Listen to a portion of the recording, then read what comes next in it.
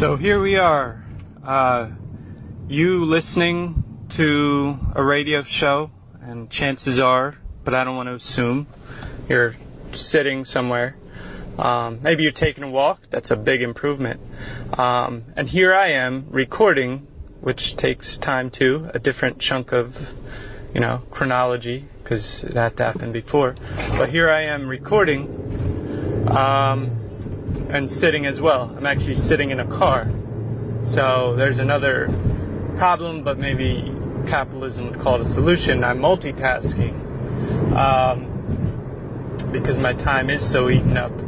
Might as well stack it and sandwich my time of things that I don't exactly like doing. But that being said, I do like the idea of talking on a radio show and starting a radio show, which is what this is about. This is one of the early episodes, so I'm treating it as another introduction episode.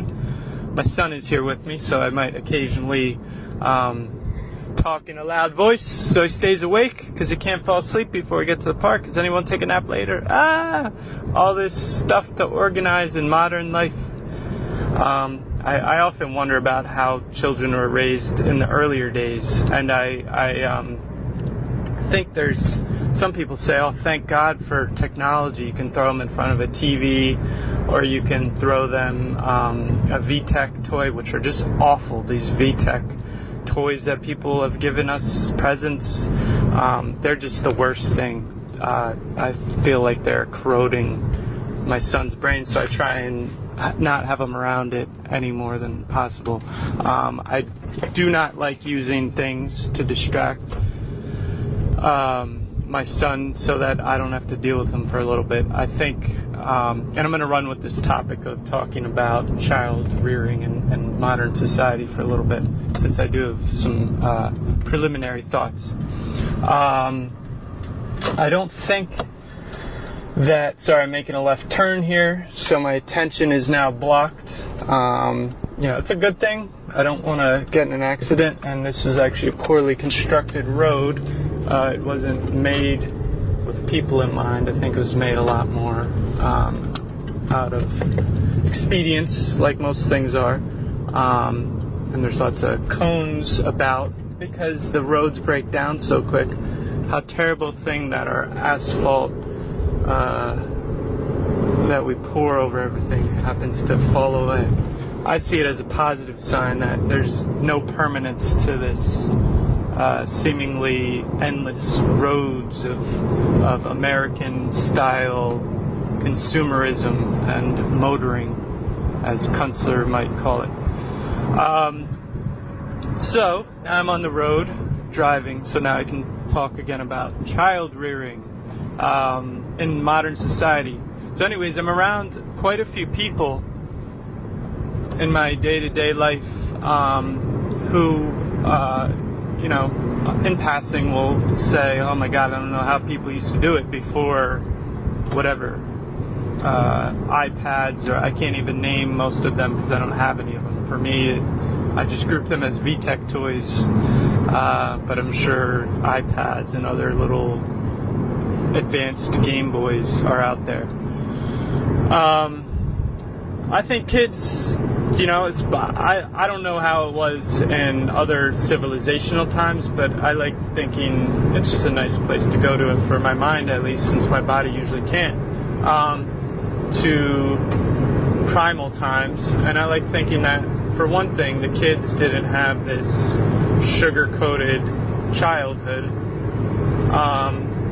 but I think their curiosity was more satisfied as well. They weren't curious about toys in the way that we think of them, as this plastic collection of plastic mess. For them, their curiosities were maybe not in just an animal in a book, but the subtleties of the animal. They're around, maybe I'm imagining maybe a shepherd's son and daughter. Maybe the two of them were really curious about the sheep's ankles, and then the tail and the wool, and the whatever would happen with the animals. Like, we just throw them an animal a stuffed animal or a picture in a book. But there's not much you can do with that because it's just a picture. It's not the real animal. But if they're around the real animals, dead or alive, because I think they probably would be around the recently slaughtered, soon to be cooked and prepared and eaten, they probably get or eaten raw even, they get a good exposure to the anatomy of animals. So there's already a lot of education going on there without schools, or without schools in our modern sense of the term, without books, without toys, and I think the kids will be completely engaged. I mean, it might sound horrific to some, but hanging around animal guts and blood and being exposed to what you're actually eating and realizing the holistic cycle of it is probably very good for them. I don't care if that sounds controversial, because if it sounds controversial, that means we're in a controversial society, because that's ultimately what happened and still happens, though we're removed from it, which I think in a lot of ways is more damaging. There's probably some hidden guilt within people that they're just going to buy meat at a store, but in the back of their minds every so often they maybe think this was an animal. But of course, marketing does its best to not have guilt surrounding things like that. So, it's as far removed from the fact that it was an animal as possible. And honestly, the way they dry age meat or whatever they do within those factories, it is pretty far from an animal. It's probably been broken down by lots of bacteria, many of them unfriendly to the human bioflora ecology. So I would think that in some ways maybe people don't even have to think that they're eating animals, because the animal's been so destroyed. Think about ground meat. Anyways, these are all things that by my tone you probably realize that I lament. But here I find myself in modern society with all of the bells and whistles, but no music, just bells and whistles, that really don't, I think, help out the human animal, and we obviously know they don't help out the other animals and the other plants. Biomass, I don't think you can destroy biomass in a sort of eternal way, because carbon will still hang around, but it's not organic. And I feel like we're reaching, I don't know about an all-time low. I don't know all the epochs of Earth's history, but we're certainly reaching a low as far as how much is not in forests, how much of places are becoming deserts or tending towards deserts. Places that were used to have a lot more humidity now have less. And you'd say, oh, well, some places are getting more rain with this climate change. Yeah, but that's actually eroding the soil. So water isn't necessarily the solution to a desert. It's having an organic ecosystem that can trap the water, slow the water, the whole permaculture thing. Water is not necessarily a solution to our problems. Rain is one of the better forms because it's natural, as well as dew and all those things. But a guy with a hose or a canal or irrigation, and that by rerouting rivers and doing things that were poorly thought through, that's a big mistake in my opinion. So anyways, I've sort of talked around a bunch of issues. Maybe this is an introduction to who I really am. It's certainly, I feel a lot more authentic than me saying, hi, like I'm on a job interview. Hi, these are my qualifications, my history. Just tell my interests are sort of what drive me a lot of the time. I'm very interested in the human animal, as I've recently been fond of calling us. I play with terms and they come and go. So, anyways, I hope that this wasn't miserable to listen to.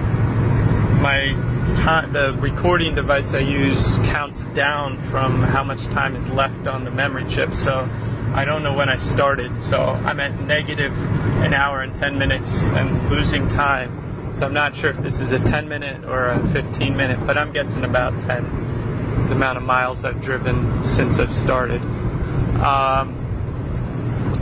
Which brings me to another thing, and then maybe I'll cut it.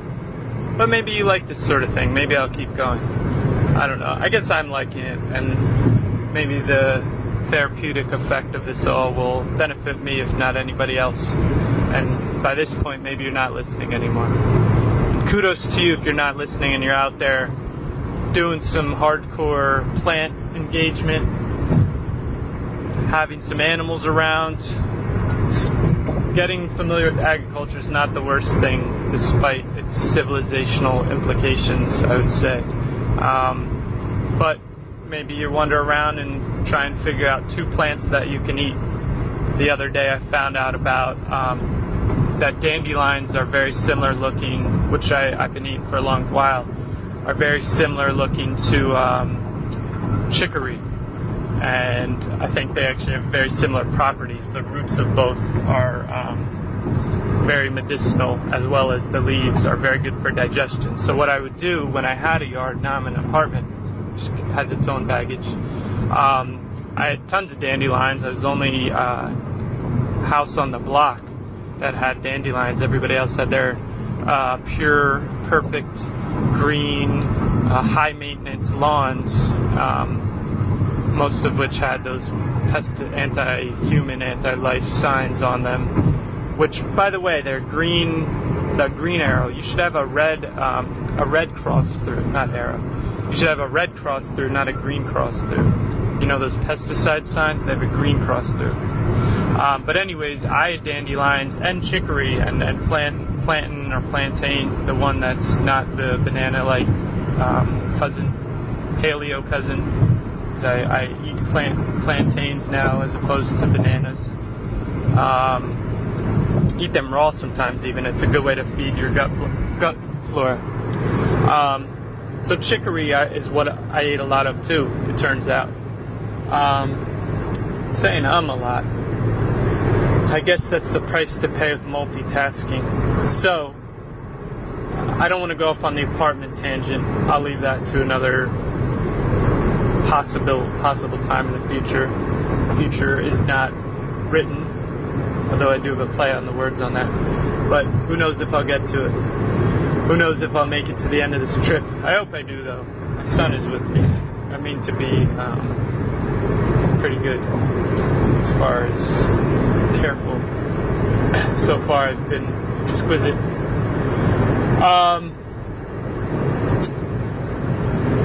So I'm backtracking in my mind. Before I talked about the chicory, I was talking about rambling. I was rambling about rambling. Alright, maybe I'll end it here. Maybe I'll end it here. Oh, but I hope that you want to come on the show even. I'm not sure the technology required. I do know I have a Google phone number, so you could call me. I don't even care. We could end up doing cell phones. But I'm just not exactly sure the quality of those recordings. But I guess it's better to start out with a bad recording than wait for a perfect recording and have suddenly there be a grid down and we're a bunch of anarchists and really radical people that are sort of trapped. And I do think this is a problem. I don't think civilization can just fall apart and we'll all be saved. I think there's a lot of, or our civilization right now, I think when it falls apart, we're going to be stuck in some sort of feudalism. There's going to be mass amounts of die-offs, but the people that survive aren't going to be necessarily survivalists. They're going to be people who are able to manipulate survivalists, people who survive in the standard civilization.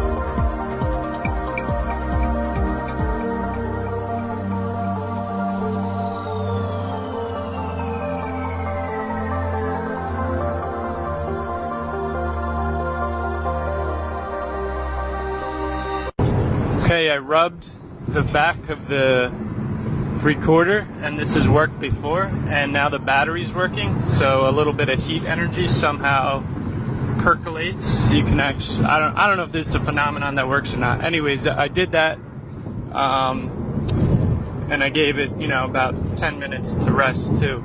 And now it's working again. It's found some energy that they were trying to jip me out of. So being in the car, and since I'm thinking about it and thoughts tend to run away pretty quick in my head, this is definitely a recurring one. The violence of domestication, of us getting to this point, I think you could talk a lot about, I'm sure people have, maybe Foucault and that sort of lineage historically, the violence of domesticating people as well as animals and how we're all here domesticated. But I want to talk about the violence that goes on right now. Not the violence that got us here, but the violence that continues. And violence is a funny thing because I think what we call violence certainly is violent. There's a lot of violence that people would agree to, such as ranging from weapons and assault and behaviors of aggression, but also including maybe video games, you could say that. But there's a fundamental violence of altering landscapes, which I'll talk about. I mean, you could do it in a whole number of places, but since we live on the crust of the earth, that's the most practical way to talk about it. Violence to us, to our bodies as we sit. Violence to animals that now have to reroute or have to see a road. Even the bird flying over the road, they probably, and they have been normalized to it, but it's skewing their what their instincts were. There would never be this black line that they were evolved to deal with. And of course now they might be evolving to deal with them, but that isn't necessarily a good thing. And they'll even find them sometimes to be havens of, if you're a turkey vulture or whatever kind of vulture, you have the animals that are hit by trucks and cars that end up feeding. But what a perverted ecosystem, an accidental slaughter. I think in the ecosystem there really aren't many accidental slaughters. You kill because you're about to eat the thing you're killing, and that includes a plant or a fungus killing something that's dead, which is a great service that's usually overlooked, which is very important. So, anyways, I want to write about this too, but violence, ontologically speaking, is vast, and I think our imaginations fail us generally to encompass truly all that is violence. Language is violent. It boils down to reification, the thinking in terms of reifying, and then the acting on that reified thought to actually thingify things that used to be part of a more dynamic, interwoven system, to isolate things outside of your head because they're isolated in your head. So there's a lot more to say about it. I can't be completely giving my complete attention to it now, even because it's actually due to the very fact that it's happening around me. I'm on a grid, swerving by other people on the same grid, and we're doing our straight, violent motions that you wouldn't find usually in the natural world. You don't find too many things besides the birds up in the sky that fly straight for more than a few meters. Usually you're curving, it's kind of like, I think natural movement's a lot more like, I think it's parkour, the French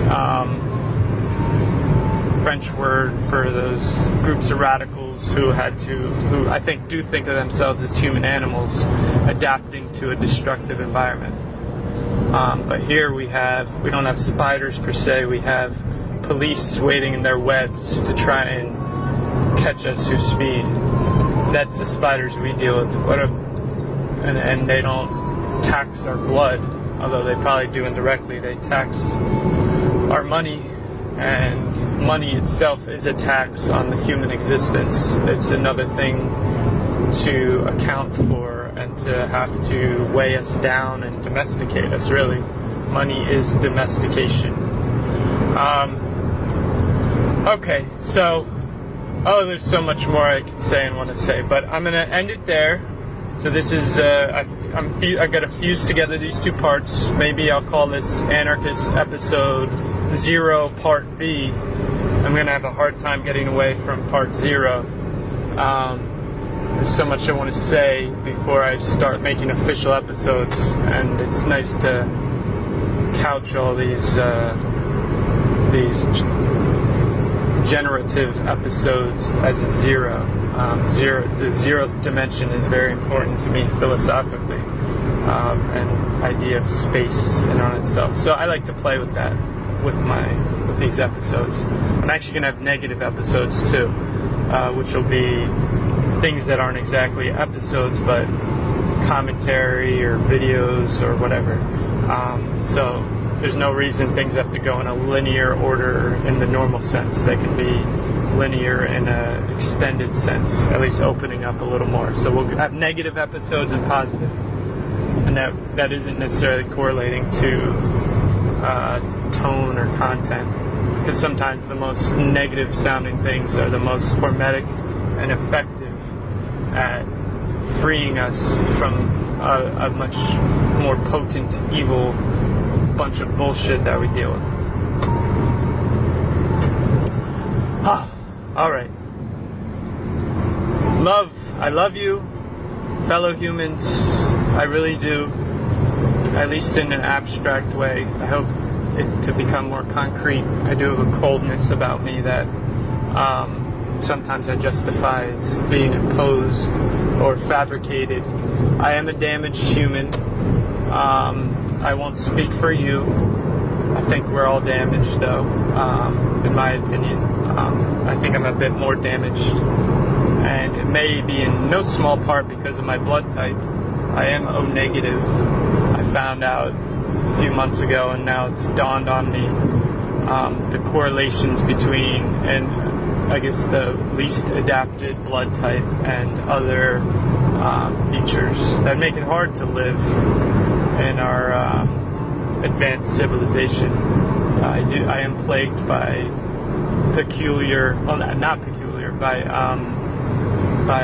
particular health problems that I might not have had I had different enzyme capabilities and other things. But maybe it's a good thing. Maybe it's raising my awareness of what humans actually are, or what we could be. And I'm trying to think of it as a positive, but I don't ever want to get down the track to where all the other blood types should be destroyed because they're civilizational modifications, and it's better to be O negative. So anyways, that's where I'll end it. I keep saying I'm going to end it, and I don't. Joke's on you. I guess I'm the one who played the joke. Anyways, thank you for listening this far. Thank you. And I hope we can talk again.